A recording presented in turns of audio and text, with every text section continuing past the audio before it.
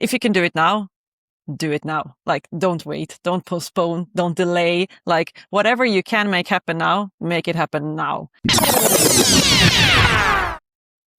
All right. I honestly don't even know how to start this episode. And I don't find words. You've probably noticed we've been gone for a while. Maybe you haven't, maybe you have. Anyhow, there was a good reason for it, which we'll touch upon today. Lorna, do you want to? I can try. Do you want to try? I can try.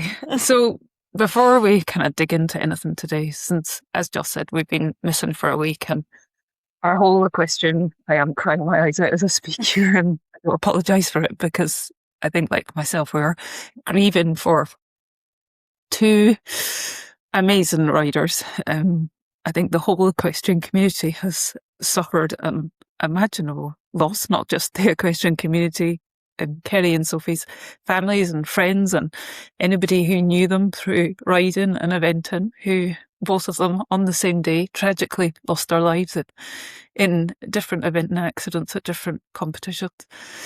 I think the first thing that I'd like to say is our hearts are with both of their families, their friends, and everyone's lives who touched. I don't know Sophie. I know you don't know her either, but Kerry was obviously, she was a one-on-one client. She was a friend. She was part of our community. I know a lot of you that are listening probably knew her personally. A lot of people have probably ridden alongside her, seen her smiley face at a competition or as part of our community. And I think the weight of something like this, the tragedy of something like this, just brings our entire community together. And I think, yes, we have missed an episode, and it's because neither of us felt that it was right to just simply carry on as normal. Huh? We all wanted a little bit of time just to reflect, and there's no right way through this. Huh? There never is. But I think just to put our thoughts together, and I just want to say that she was the most courageous and brave and kind person. She was also a nurse practitioner as well, and she was the kindest person, and she always wanted to help everyone and offer a wee message in the community. And I know from listening to other podcasts that she was so kind, and anybody that did well, she was the first person to celebrate with them, I guess. And she's going to be a massive loss to us all, that is for sure. Not just personally to us, but to our whole community and every single person that we. I think you can say a few words because I'm not doing so well. You're doing really well. Yeah, I don't think there is, I've given a lot of thoughts to what you should say in a situation like this and how you should act in a situation like this, how we should continue the podcast, what we should do the next podcast episode about. And honestly, I don't still have the answers. I think we just decided at a certain point that we're going to press the record button, because if there's one thing we know for sure, it's that Kerry would have wanted that this podcast continued. She said so many times how much she enjoyed it. She was on this podcast just a couple of months ago. She was such a big part of our community. She meant something to so many different people inside of our community. I think she was one of the most active members that we had. She literally knew everyone, and she had been, collaborating with all those different members on one particular thing. Like, she had left a trace in every single person in our community, as she has with Lorna, and as she has with me. And that, I think, is the one thing that really touched me, was a comment one of our community members made and said, it doesn't really end here. The light that Kerry was shining, she's made an impact on all of us. So even if she's not here with us anymore, in a way she still is, because she lives further in all of us. And her courage, her kindness, it continues on through the impact that she has made on all of us. Yeah, and I think that's something that I definitely choose to take forward. And I think that is a question as well. How do you move forward from this? And there is no answer. Everybody navigates it in their own way. And, from knowing her on such a personal level, and I know how much she chased her dreams. I know how hard she worked for them. I knew she had all these goals and she was out there and she was doing it. And she made a comment, her friend and trainer Joanne told me that, just not long before it, she said she couldn't, she has to pinch herself. Like she couldn't believe that her 13-year-old self wouldn't believe that she was living this life and doing what she was doing and chasing her dreams and smashing them. And, her amazing horse Rolly that she got, she absolutely adored that horse. And Joanne again the other night put on a post saying that nobody rode in worse weather, nobody cleaned their tack more, like nobody loved their horse more. And I think that's a brilliant way to sum her up, because she was just brilliant. It's a privilege to know her and get to work with her and help her and do all those things. Yeah. And people often actually, people that we've coached and people that I've coached personally and in part of the community, even people listen to the podcast, sometimes what they say, if I am in a challenging situation, I just think, oh, well, what would Jocelyn have said? But honestly, I think we can all take a leaf out of Carrie's book and ask ourselves more often, what would Carrie have done? Yeah, absolutely. So I think let's remember in any way that you want to remember or take. There's no right or wrong in any of this. There never is, but just navigate your way through it. And I just want their families and their friends and anyone they've touched to know that our hearts are with them. And if they need help or they need support, please reach out. We're both here.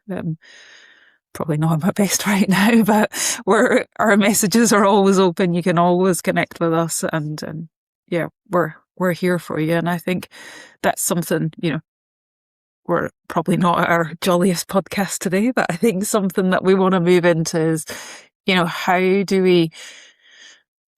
we present, I guess, in the ride that we're actually in? Because, I did an exercise last week and it was this imaginary clock. How we all think we live by this imaginary clock. We'll do it when? I'll do it when I've got enough money. I'll do it when I've got enough confidence. I'll do it when, I don't know, all the other excuses that we come up with. And tomorrow is never promised, Life is precious. It literally is. And I think if I take anything from this, it makes me realize that every experience in my life is there to be lived, whether it's the best one or it's the worst one. It's an experience, and I think I choose to be present in it. I either really enjoy it or I learn from it, because we get so wrapped up in results. We get so wrapped up in qualifications. We get so wrapped up in run-outs, stops, all those kind of things. But I listened to a different podcast, I can't remember which one it was, and they said, every single time that all horses and all humans get in that lorry and they get home safe, that's a good day. Mm-hmm. Imagine we could all just be a little bit more like that. Mm-hmm. Yeah. So I think we start with our definition. Maybe you could start with that. Your definition of a good day, being present enough in every single experience that we have, even, I guess, when it doesn't work out, we don't get the score, we don't get the MER, we don't get whatever we want. How can we all start to be a bit more grateful for every experience that we have? Yeah, I think just that, what you mentioned there, it's like, take something from every experience, live it fully, because you never know how many experiences you're going to have, and what the ones that you do have, like, truly appreciate them, truly enjoy them. It was something that really hit me also when I went Forza for the first time. It's like, I have so many people just like, do appreciate that you're doing this. And that is something that I feel like I really managed to do that weekend, no matter what the result was, no matter what happened. I truly lived every experience. And I think if you can do that, because that is what life is really. It's just a train of different experiences, really. That is life. And make sure that the train cars that you put together for as far as possible are the experiences that you want to have. But even so, when you walk through those different trains, like, really have a look around, like, notice what's there, feel all the emotions, think all the thoughts, like, really, like you say, be present with them. Yeah, you mentioned something before, actually, I'll be happy when, not you personally, but it was something you were talking about. And I think a lot of people have that misconception, I guess, that happiness or success or whatever that is, it exists somewhere just over the horizon. Like, we're just not quite there yet. And if we're not quite there yet, then we can't we can't enjoy, we can't feel successful, whatever that looks like. But the problem is that horizon will forever keep moving, huh? Like if you view life like that through that lens, then that horizon will forever keep moving, and you're gonna just chase goals and not stop and not celebrate what you've actually done, whether you've even got the goal or not. It's like you say about going first, or like it's a massive achievement to even qualify, to get the qualification, to even enter, to even get there. So maybe we all just need to explore a different question, huh? Maybe we're missing the thing. Maybe we're all missing the thing that we're working so very hard to experience, huh? Maybe it's under our noses if we actually just stop for long enough and are present and actually just take in, whether it's you're stood on that cross-country track, just appreciate that. You're stood in the stables at an international, like whatever that is. Just actually, even in your life, I will say your awareness should be where your feet are. How many of us are actually really aware where our feet are, whether that's driving our car, sat at your desk, riding your horse? It's never, because it's always on to the next thing and the next thing and the next thing. And it's something that I've kind of pulled myself up on, I think, in the last week, is to actually be fully present in every single thing that we do. Does this really matter? It's a question I asked myself quite a lot over the last week. Does this really matter? In the grand scale of things, does this really matter? We ask that question sometimes and people jump around, and I'm like, if it doesn't matter in 5 years, don't give it more than 5 minutes of your attention. The old me, as you know, could have spent a week talking about something. Yeah, 100%. And like you say, we keep on moving the goalposts all the time. And I think that remark, that comment that Carrie made, it's like 13-year-old me would have freaking not even believed that I was doing this right now. And I think sometimes that's a very useful question to ask yourself, like what you're doing right now, like is like, or just realizing that what you're doing right now is usually something that your 13-year-old self could only even dream of, and that you might just be living your dream right now, but you're missing out of it because you're already thinking about the next thing.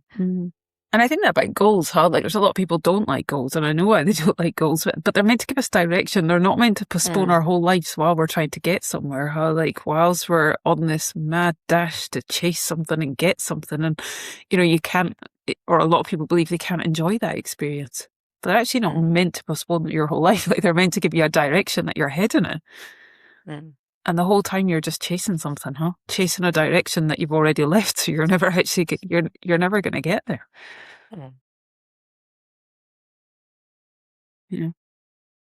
I found myself reflecting on that quite a lot this week.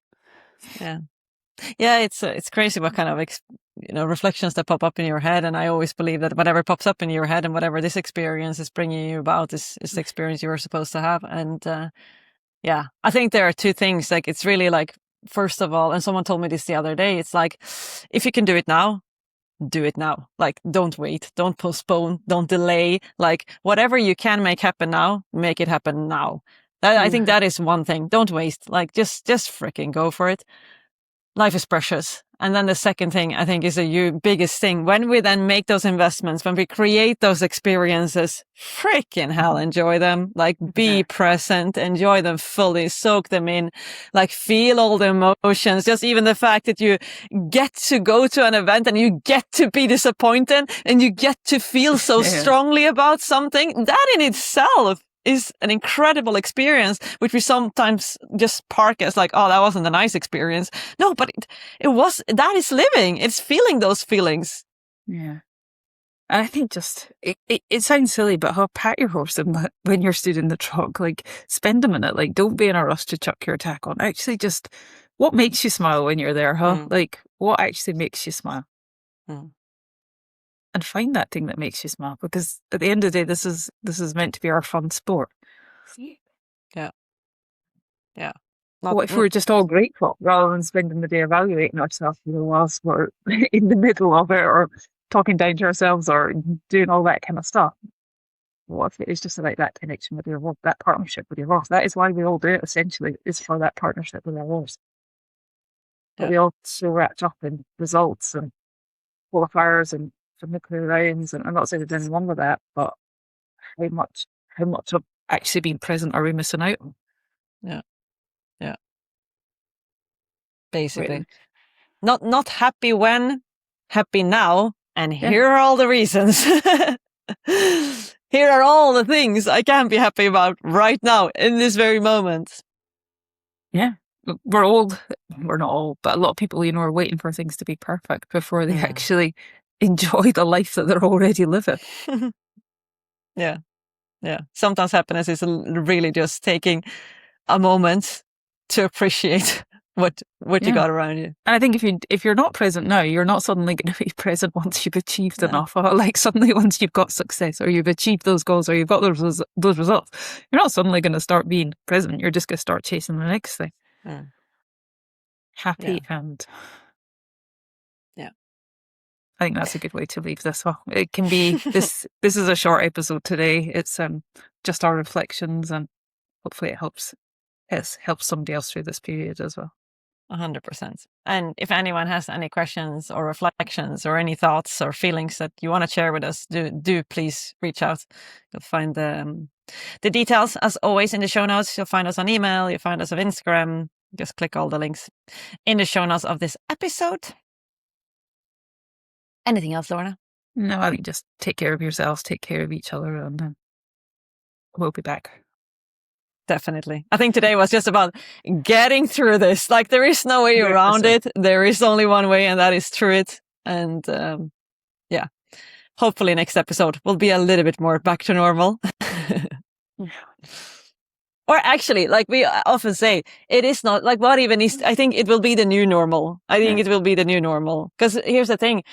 I wouldn't want it to go back to being the way it was before, because that means that Carrie wouldn't have had any impact on our lives. She has. And this has had an impact on our lives. And I think there is no such thing as going back. It's just like you nicely put it, Lorna. It's like maybe I should read that. Grow around your grief. Maybe I should read the little post to finish, if you can all bear with me for 2 seconds, because I think I can't quite remember my exact words, but when I was reflecting through the week, and I knew a few of those guys in there were really struggling, I decided to write my words down. So for anyone that's still with us because you thought we were done, I'm actually just going to read this. And I put, for Kerry, our community feels a little different without Kerry. I know many of you, like me, are searching for a way to navigate through all of this. I'm not sure any of us have the answer, but this just keeps coming back to me. There are moments in life that ask us to hold two truths at once. Our hearts can be broken and full of gratitude for having cared about someone so deeply. There's no right way through this, no right way to grieve, no right pace, only one moment at a time. Be gentle with yourselves. Some days will ask for tears, some days will bring stories that make you laugh. Neither takes away anything from the other, both are love. Grief doesn't become smaller. Somehow we slowly grow around it, not because we forget, but because the people who shape our lives often continue to shape them for long after the moments we've shared with them have passed. Kerry did that. She inspired people. She encouraged people. She made people laugh. She chose kindness. She lived with God. She became deeply intentional about how she showed up in the world, and those things don't end. They continue every time someone shares a story, offers kindness, finds the courage to keep going, or smiles at a memory that begins with the words, Kerry would have loved this. Perhaps that's the quiet gift of a life lived with such intention. Its influence doesn't end. It continues in ways we can see, and perhaps in ways we can't. I have a feeling Kerry's influence will continue for a very long time. I think it's very fitting for all of them. Yeah. Thank you so much, Lorna. And thank you, everyone that's part of supporting this podcast. And we will see you next week, Monday.